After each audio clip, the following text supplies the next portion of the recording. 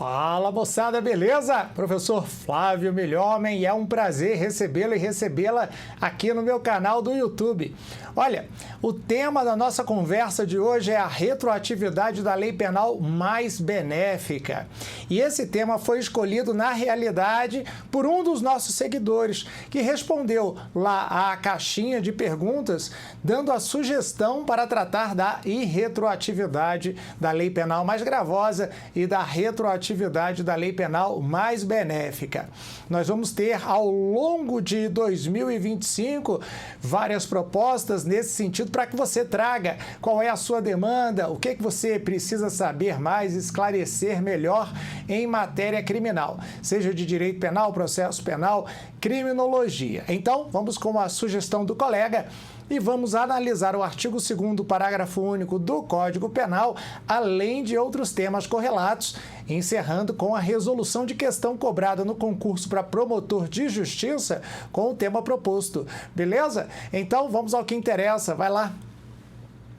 É a retroatividade da lei penal. E olha, antes de nós começarmos a tratar do tema, eu quero dizer para você que é muito importante que você mostre para o YouTube, para o algoritmo, que o nosso conteúdo é um conteúdo importante e isso vai permitir que ele seja melhor distribuído e possa alcançar mais pessoas que precisam aprender o direito criminal. E como é que você faz isso? Primeiro, subscrevendo, se inscrevendo no canal, clicando no gostei, é claro, se você tiver gostado, e depois compartilhando esse conteúdo com aquelas pessoas que estão estudando para os concursos para as carreiras jurídicas, seja para delegado de polícia, defensor público, juiz de direito, quem vai fazer o ENAM, não é verdade? Promotor de justiça e também quem vai fazer o ENAC, o Exame Nacional de Cartórios, que vai acontecer em breve. Tá dado o recado? Vai lá.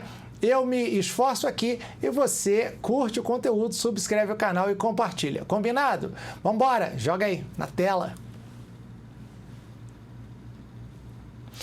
Muito bem, vamos então ao tema proposto, a retroatividade da lei penal. E a gente começa analisando o texto legal constante do artigo 2º, parágrafo único do Código Penal, que diz o seguinte: a lei posterior que de qualquer modo favorecer o agente aplica-se aos fatos anteriores, ainda que decididos por sentença condenatória transitada em julgado.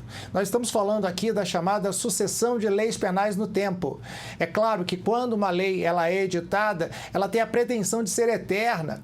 Porém, nós sabemos que a legislação ela deve seguir as modificações sociais, as alterações sociais, e por isso, eventualmente, para fazer face a essa demanda de regulamentação de novas relações sociais, ela precisa ser alterada. E é nesse contexto em que uma nova lei surge, revogando a anterior in totum, ou seja, totalmente ou somente em parte. E é nesse contexto que nós temos a revogação total da lei penal e a revogação parcial da lei penal.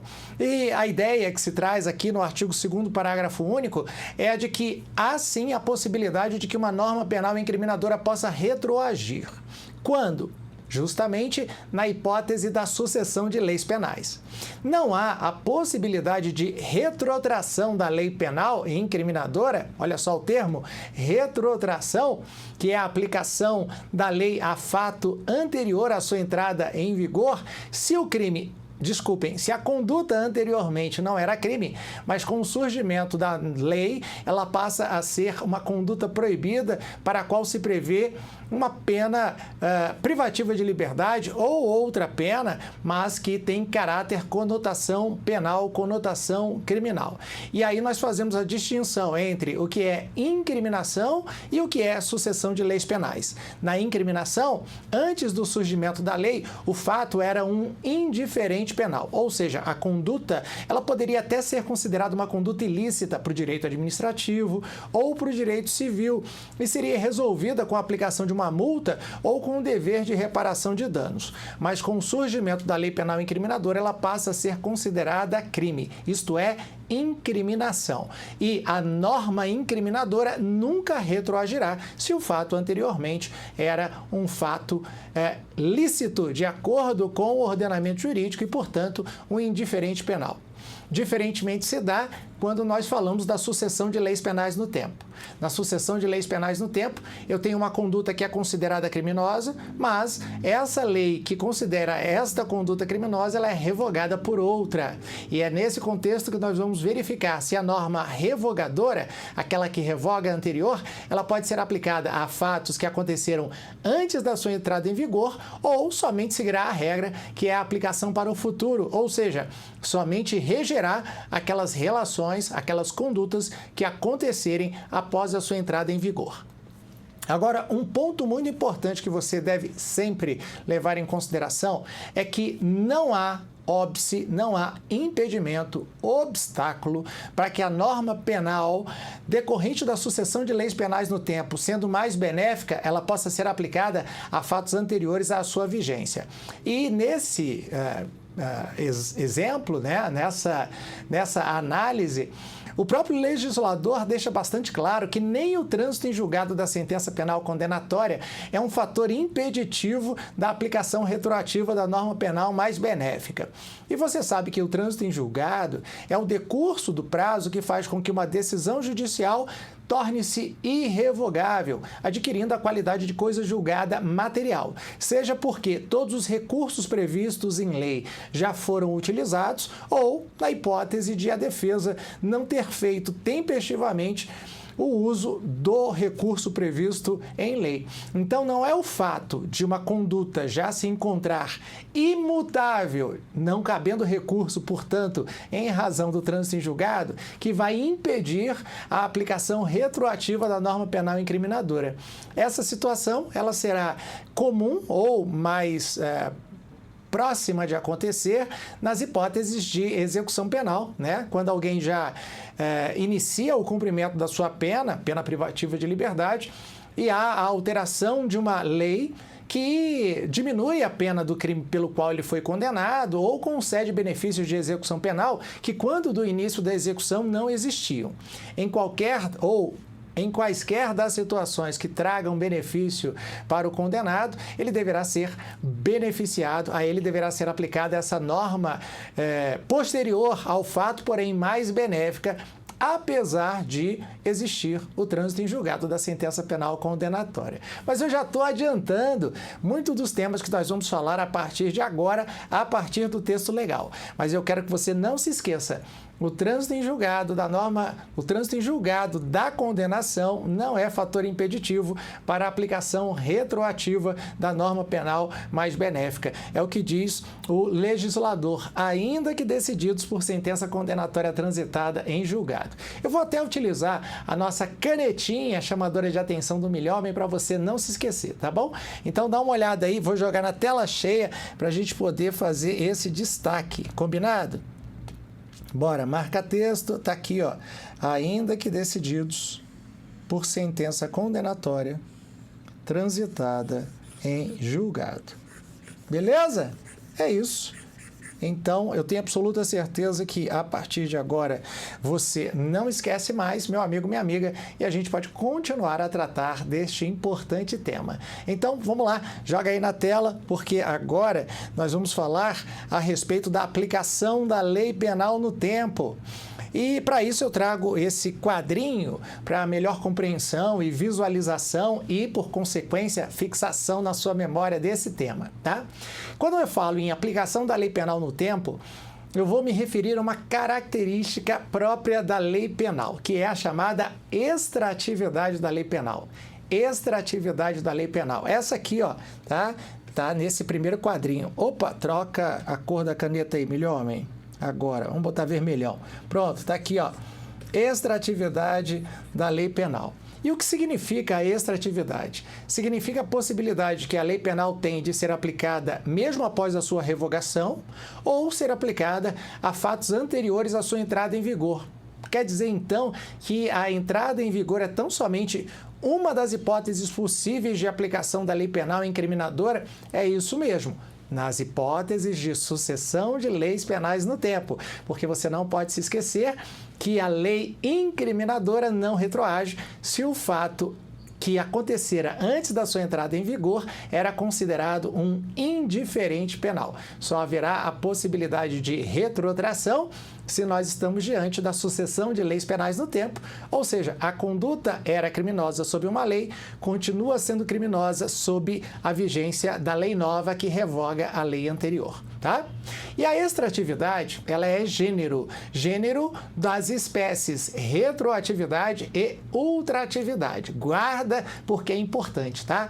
Extratividade é gênero e retroatividade e ultratividade são espécies. Tá aqui, ó, a retroatividade, que é a possibilidade da aplicação da lei penal a fato que acontecera antes da sua entrada em vigor, ou seja, antes da sua publicação no Diário Oficial da União e da verificação da sua vacatio legis, se houver, né? Se não houver, ela vai seguir a regra ordinária da lei de introdução às normas do direito brasileiro, ou, eventualmente, o legislador, o presidente da República, ao sancionar a lei, vai dizer esta lei entra em vigor na data da sua publicação no Diário Oficial.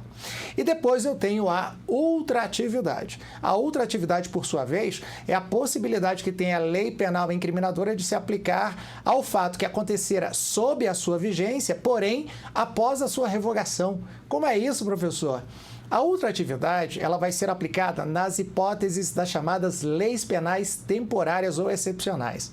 São aquelas leis vinculadas em relação à sua vigência a um determinado fato, evento, pode ser um evento turístico, pode ser um evento estatal, como, por exemplo, a reunião multilateral de países no Brasil, o G20, ou reunião do BRICS, e se criar uma lei específica para viger durante esse evento, ou vinculado aos Jogos Olímpicos, como aconteceu no Rio de Janeiro, mas ela também pode ser uma lei que tem no seu próprio texto o dia da entrada em vigor e o dia da cessação da sua vigência. Isso aconteceu justamente nas Olimpíadas do Rio 2016 e anteriormente também na Copa do Mundo realizada aqui no Brasil. E eu trago, por exemplo, um crime conhecido como marketing de emboscada, que é a proibição legal de se vender produtos similares àqueles licenciados pelo Comitê Olímpico Brasileiro na região próxima à realização dos eventos esportivos. É o chamado marketing de emboscada. É uma concorrência desleal. E o legislador previa expressamente que essa concorrência desleal do marketing de emboscada, de venda, ou simplesmente de se anunciar, de se fazer a publicidade de um produto que não estava licenciado pelo COI ou COB, configuraria crime, tá?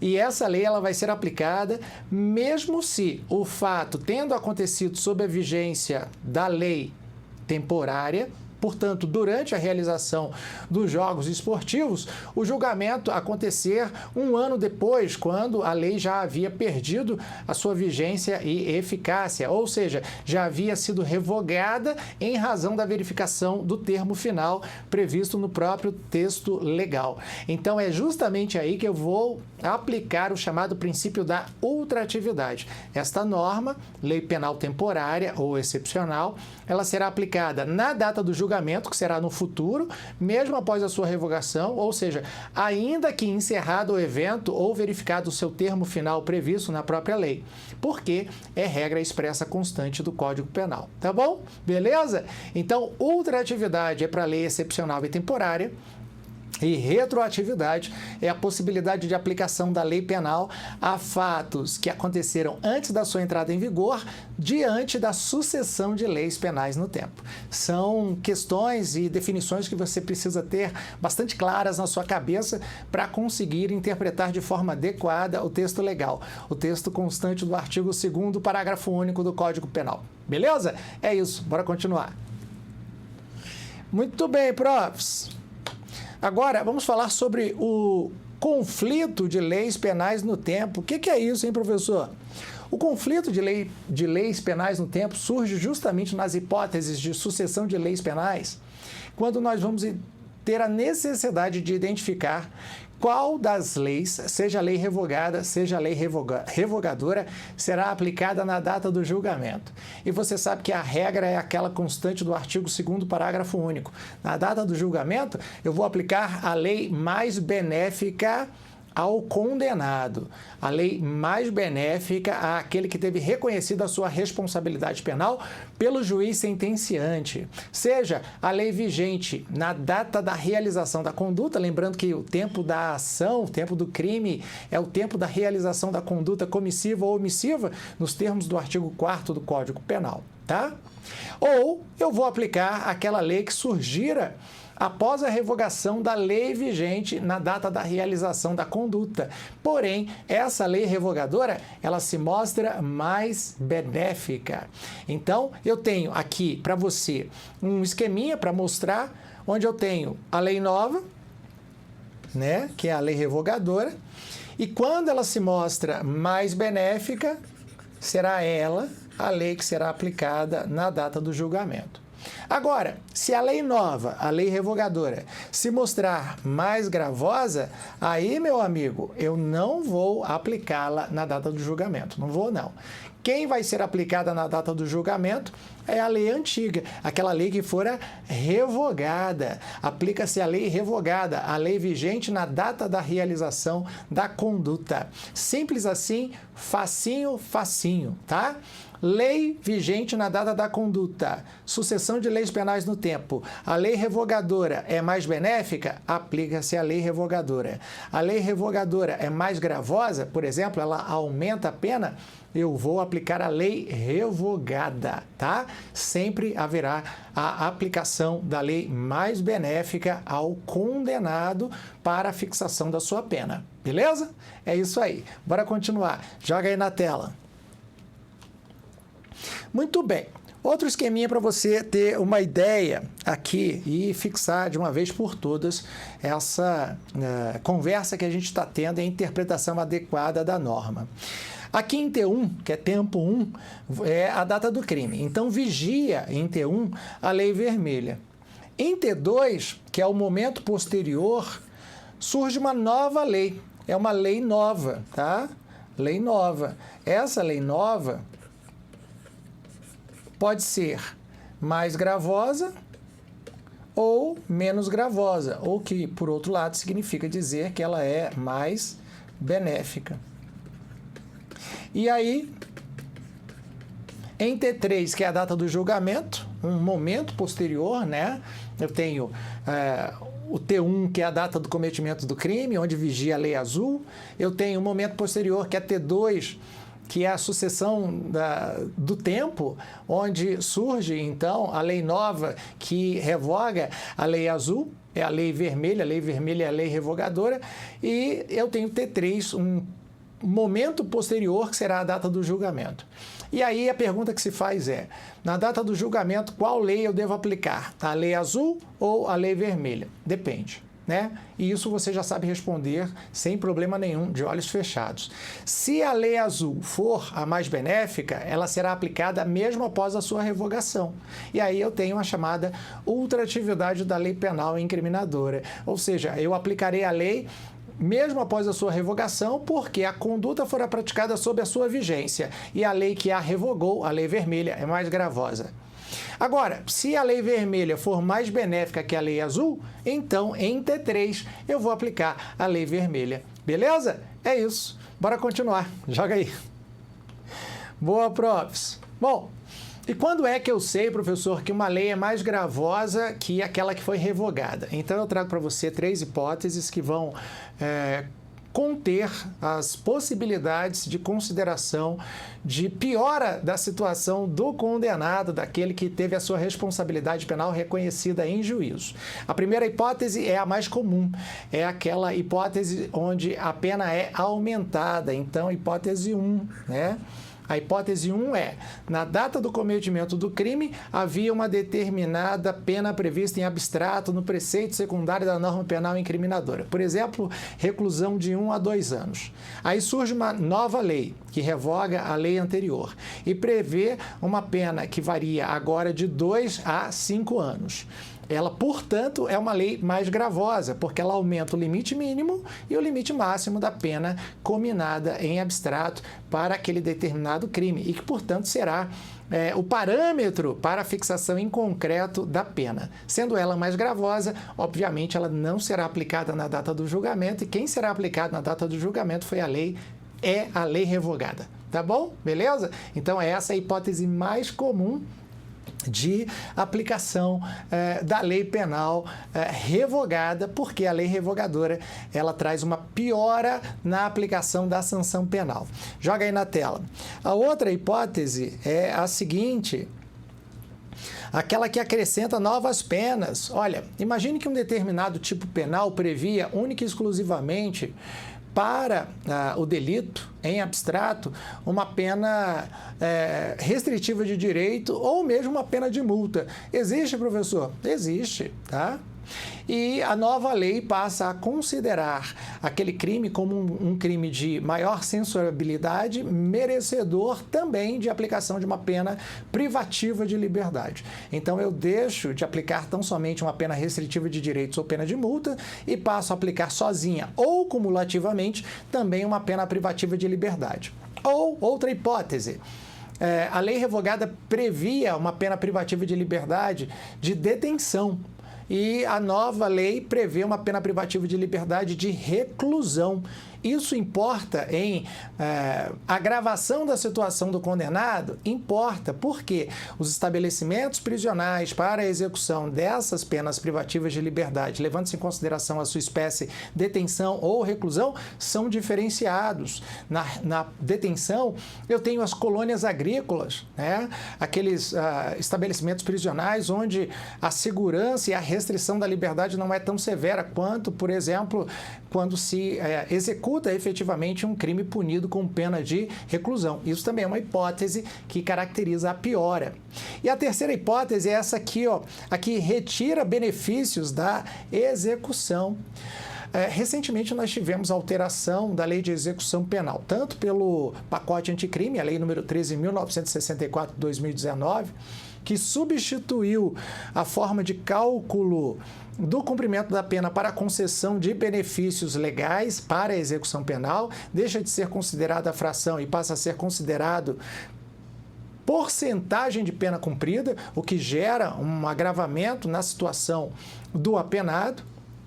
E tivemos também recentemente lei que proibiu a chamada saidinha, né, temporária daqueles que cumpriam pena em regime semiaberto para determinados crimes e determinadas situações. Então, estas hipóteses também são hipóteses de maior agravamento ou de piora na situação do apenado. Ela não se dá, essa piora, na previsão do crime, né, no tipo penal, mas sim no que diz respeito à execução penal, ou seja, já foi condenado e efetivamente eu tenho um título judicial que eu vou executar com o cumprimento da pena privativa de liberdade. Também é uma situação que deve ser considerada para a caracterização da aplicação retroativa ou não da lei.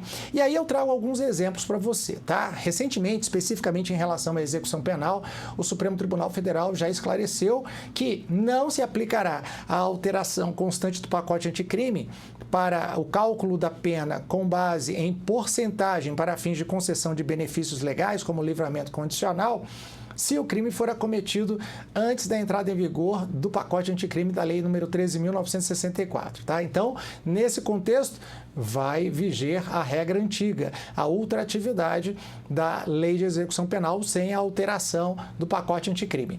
Outra lei, agora essa que altera o Código Penal e que é recentíssima, agora de 2024, é a lei número 14.994 de 2024. Que lei é essa, hein, professor?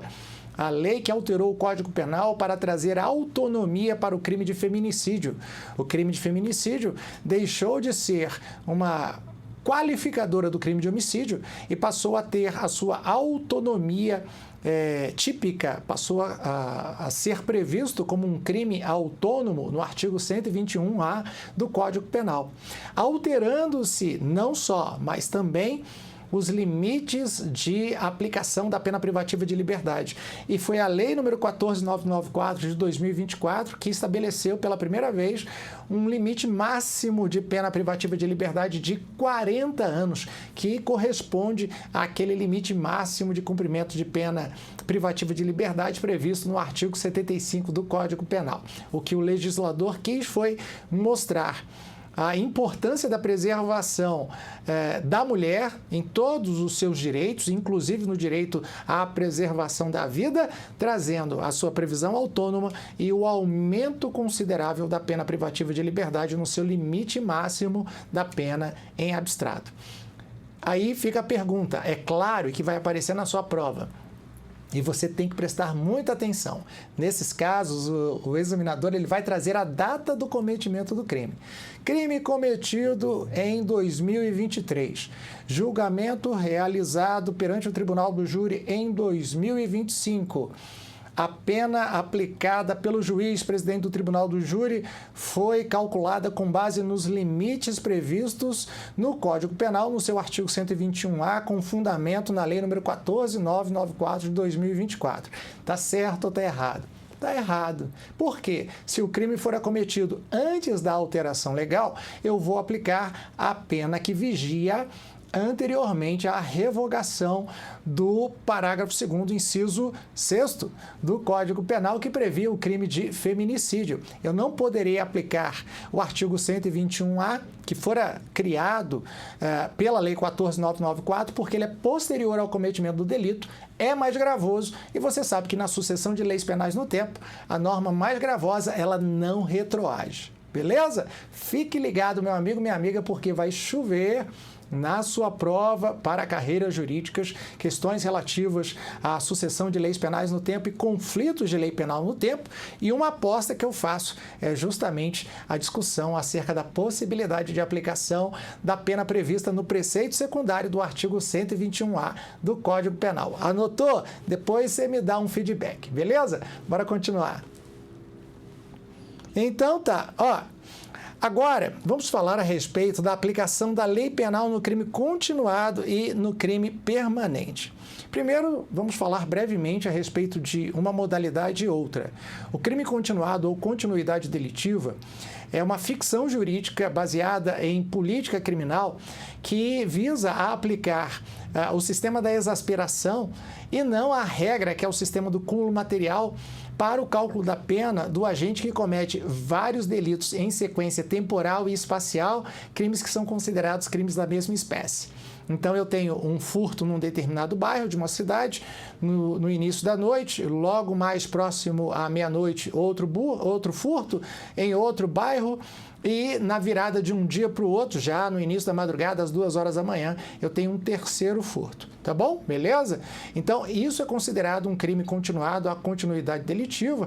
Eu vou pegar a pena de um deles, que são iguais, né? São 3 furtos em sequência, e vou aplicar um aumento de pena que varia de 1/6 a 2/3, levando em consideração a quantidade de condutas delitivas praticadas. Essa é a jurisprudência dos tribunais superiores. Já o crime permanente é um crime só. É um crime onde a conduta proibida ela é repetida dia após dia.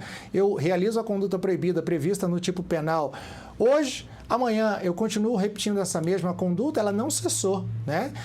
No outro dia eu continuo repetindo e por aí vai. E você vai ver como é que funciona em esqueminha para você poder interpretar de forma adequada. Mas o mais importante é que você conheça a jurisprudência sumulada dos tribunais superiores. E agora eu trago o enunciado número 711 do STF, que justamente trata da aplicação da lei penal na hipótese de crime continuado e crime permanente. Dá uma olhada, enunciado 711. A lei penal mais grave aplica-se ao crime continuado ou ao crime permanente se a sua vigência é anterior à cessação da continuidade ou da permanência.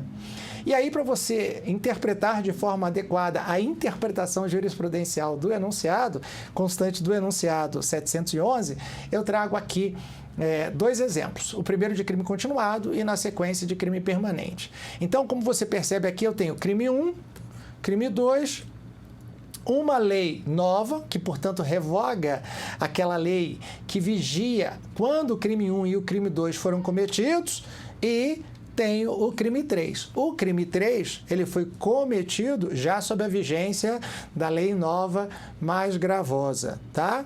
E é justamente aqui que eu vou aplicar o entendimento constante do enunciado 711, tá bem? Por quê? Porque se eu tenho uma lei nova mais gravosa e depois da sua entrada em vigor eu realizo mais uma conduta em continuidade delitiva, justamente naquela hipótese, ó, um crime de furto cometido às 19 horas, um crime de furto cometido às 23 horas, virou o dia, entrou em vigor a lei nova, mais gravosa, e outro crime cometido às 2 horas da manhã, já sob a vigência da lei nova, mais gravosa. E aí, eu vou aplicar a lei que vigia quando as condutas 1 e 2 foram praticados, ou eu vou aplicar a lei que vigia quando a conduta 3 for praticada? O enunciado 711, ele esclarece isso para você. Então, eu vou aplicar a lei nova, ainda que mais gravosa, porque o crime 3 fora praticado já sob a sua vigência.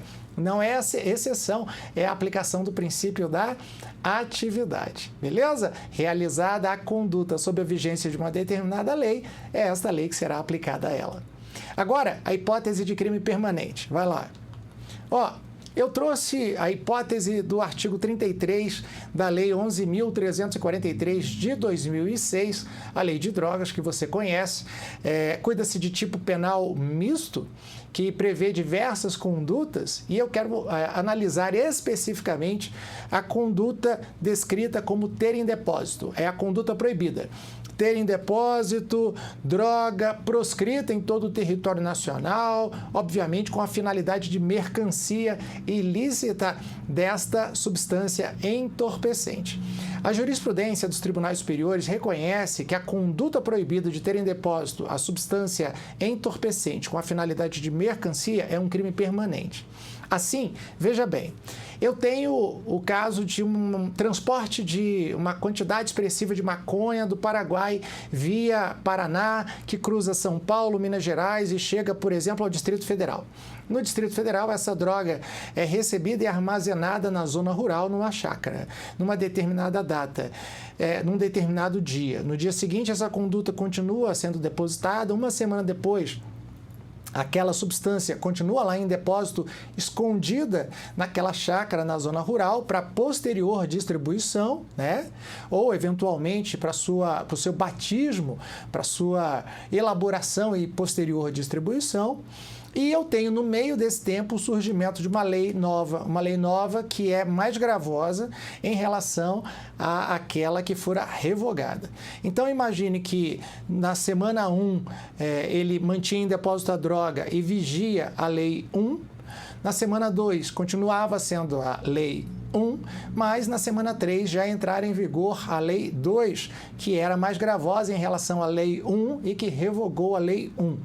Porém, a conduta proibida, que é ter em depósito, continuava sendo realizada dia após dia. Qual será a norma que eu aplicarei na data do julgamento? A lei 1 ou a lei 2? A lei que revogou, sendo mais gravosa, porém, sob a vigência da qual continuou sendo praticada a conduta proibida de ter em depósito, ou a lei 1, mais benéfica e que fora revogada pela lei 2? O enunciado 711 também explica isso para você. Se a conduta permanente continua sendo praticada já sob a vigência da norma penal incriminadora mais gravosa, será esta que será aplicada na data do julgamento. Beleza? Entendeu como é que funciona o enunciado 711? Vale para a continuidade delitiva e vale para o crime permanente. Dá uma olhada agora, porque eu trouxe aqui para você ver como que esse tema foi cobrado em prova. É só uma questãozinha para você ter uma ideia, porque depois a gente pode fazer uma aula só de resolução de questões a respeito deste tema e de outros temas, tá? Então, dá uma olhada nessa questão que fora cobrada no concurso para promotor de justiça do Ministério Público do Rio de Janeiro em 2022.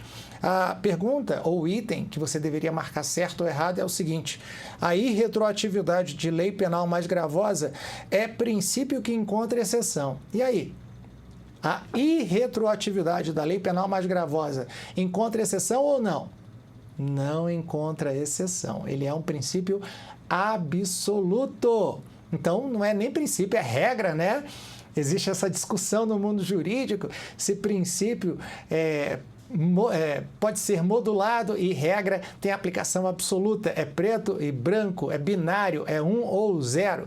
Então, aqui, como a lei nova mais gravosa, ela não retroagirá jamais, ela só pode ser aplicada a fatos que aconteceram sob a sua vigência, então não existe exceção para esta regra. E como o examinador está dizendo que o princípio ou regra encontra exceção, obviamente nós vamos marcar a resposta como errada. Então, deita a caneta aí, milhomem. Vai lá, bolinha vermelha para a questão cobrada no concurso para promotor de justiça do Ministério Público do Rio de Janeiro em 2022.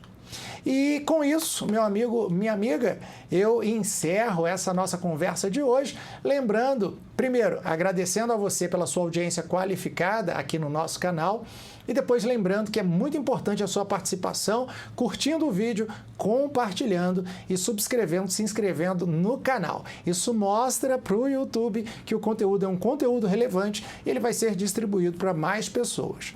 Você me encontra também lá na outra rede social, é o @prof.flaviomilhomem, onde eu também trago temas interessantes, as enquetes que todo mundo conhece, muita gente dá o feedback que gosta, e é lá também que eu vou apresentar os nossos quadrinhos de perguntas para que você possa trazer sugestão de temas a serem analisados aqui no nosso canal. Um abraço do Milhomem e até a próxima. Valeu demais. Tchau.